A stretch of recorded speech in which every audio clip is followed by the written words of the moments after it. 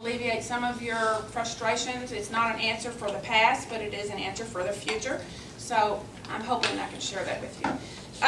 Acquisition process for services. I'm on Roman numeral 2. I'm kind of big on trying to keep order in my thinking. I did major in speech, but we sometimes wonder.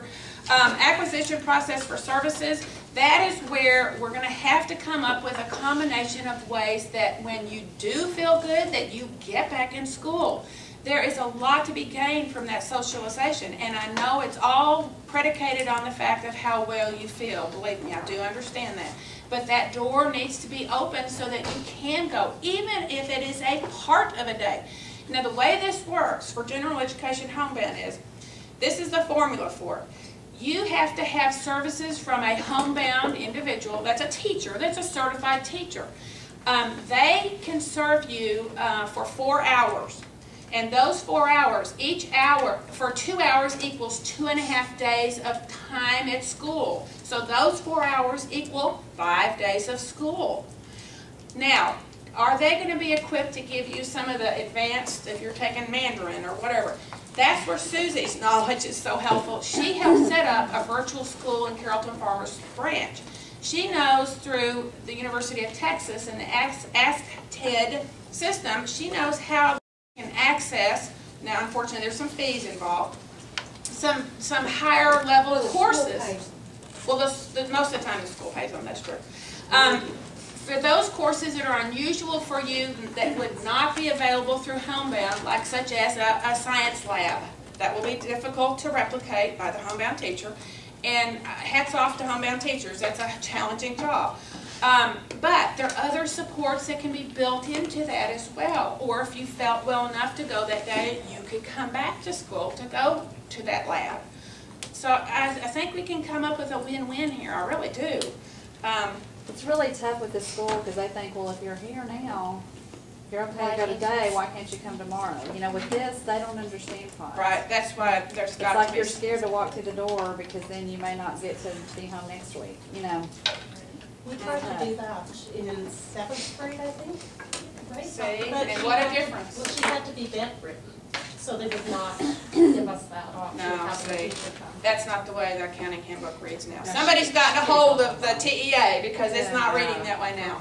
Because I've read it carefully. She did homebound the 4 hours at the beginning of last year. Great, through general education home. Excellent. See, it's being done. Frisco, yay. Hats off to you. Another challenge we had was getting the teachers on board with the homebound teacher, getting the work to her. They were really bad every 6 weeks. Sometimes we wouldn't get anything from 2 or 3 teachers until the last week of the 6 weeks, and then everything piled on. They're like, oh, forgot about her, send everything at once. Does your school system have a way to check on assignments through email? Well, we could, except one teacher in particular never even entered her grades because she never took grades for it because she didn't send anything for so long, so she didn't have. At your current school, they are required to do it all online. And that's where? At her current school. The other thing too, one of them didn't. With online now, your curriculum and your assignments are going to be more accessible because of the online. It's going to depend on each of the various districts that you reside. But why it doesn't sound like they're doing online? Well, I just want to share one thing. It is going to be, we're in the greatest period right now for kids and all learners, because by 2013 most everything will be done by an iPod and you'll be able to or your cell phone. Your cell phone and doing great. But the savior that's really helped us a lot is web-based learning, and that has been very, very helpful. That's going to be crucial. Now, I don't know what, this is an issue with a teacher that you needed to resolve with a principal. It was tough. I mean, this year we're hoping she is going to try to go back Monday. And the counselor that we had all last year, who at the beginning we got off on a bad foot with because he didn't understand it, now really I think does as much as he possibly could from a distance. He's been great. Introduces to the nurse. The nurse has been wonderful. So she feels like she has somewhere to go if she gets there and something happens. Yes. My story is a little bit different. I just graduated from high school and I had trouble in junior high especially. I'd go to the nurse every single morning, especially right after athletics, we talked about that. Because I had cross country, and then I'd go to band, and I was having trouble with my breathing, and I would get sick every single day. And I'd go every single day because I didn't feel well. Every single day I went to the nurse, and every single day she told me to go home, or not to go home, she told me to go back to class. And I would go multiple times every single, like not every single day, but I'd go multiple times, especially if I wasn't feeling well. And she would just be like, no, you're fine, go back to class, go back to class. But when I finally got to high school, I told my teachers, like I talked to them, and I had a doctor's note from Dr. Sullivan that I needed fluids with me at all times. And like in my high school, I went to LD Bell and HEB school district, and they know all about me. If you're like, oh, Becca Warren, they're like, oh, we know her. She passed out during her AP test. There was an ambulance. We were all there. So they've got that. I think like if you guys She's educated them. Yeah, they loved me. They clapped so happy, they clapped so loud when I graduated across that stage. But if you went to college? Yes, I'm going to UTA. Good. Which Congratulations. I'm going to haunt you down. I have an office now. I'll tell you when we're done. Yay. I'm going to hunt you down. You're going to see me every day. But yeah, and so if you guys are really having that much trouble with your school district, because I understand because from junior high, but my high school was so leniency. If I didn't feel well, I could go to the nurse and they wouldn't come yaps and I could sleep the whole day. And she would make sure I had water. She'd make sure she'd get me Gatorade. She was really helpful, and my teachers were really nice too. If I started to look pale, they would be like, do you need someone to walk you to the nurse? Do you need us to get a wheelchair? They were really nice. And so you guys are having a lot of trouble. I can try to talk. I have no problem yelling at people. Trust me, I've been there. I've got yelling down. But if you guys are really having that much trouble with your school district, I don't know how far you guys are from HEB. But they are a fantastic school district, and they will make sure you guys are covered. And I think a key in how you were able to have a better experience in high school versus middle school is a lot of times we try to do things the way that the books say. You know, we'll go to the counselor, we'll go to the principal.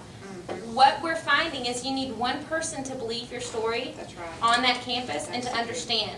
Because if you have that one person you can go to when you don't feel good, then they'll make the ball roll. They'll make things happen. And so what I suggest for every student who comes in my office that's worried about going to school, as I say, the first day or two, you go in there and you act like another kid. So they like you. They realize, okay, this is a good person. She understands. They don't red flag you as a handicap. And then that second or third day, you bring in a letter. Dr. Solomon can write them. Everybody at the office may be mad at me when they're writing them next week. But, but I can write them, say, hey, I need Rachel to do something, email me. But if you have a doctor sign letter or even just a printout from Dinette.org saying this is what I have, and in between classes you go up to each of your teachers and you say, hey, I just want you to be aware, sometimes this happens. You know, sometimes it's a big deal, sometimes it's not, but I just want you to be aware of it before I have a really bad day. Then you have, most of y'all are the age where you have 7 or 8 teachers, and then the counselor, and then the nurse, and then the principal. One of those 12 people are going to actually care. And if you just get one that cares, then you're going to get to where you need to be. Exactly. And that worked for Sarah too when Sarah was in high school. It was the same thing. See, no, they didn't need me. Rachel said it all. That was my whole point here. That was my whole spiel right there. Sorry. No, but that's true, and it's better hearing it from you. But it's good to have this information to take with us because Absolutely. I mean, it is a very hard thing to understand, and I do think it's kind of in your head. But I think part of it is the lack of information and the lack of knowledge, and out of that springs fear, because these administrators don't want to do the wrong thing because they're aspiring to become whomever, a principal or whomever. And, you know, I mean, we all have goals. And so fear really breeds, unfortunately, some negative things. They're not willing to take risks. I mean, you could go on and on. So I just think we need to, as Rachel eloquently just put, is to start off by, as I said, becoming your own advocate and finding that person that has that heart. Because out of 12 people, like she said, you're going to find someone that has some empathy.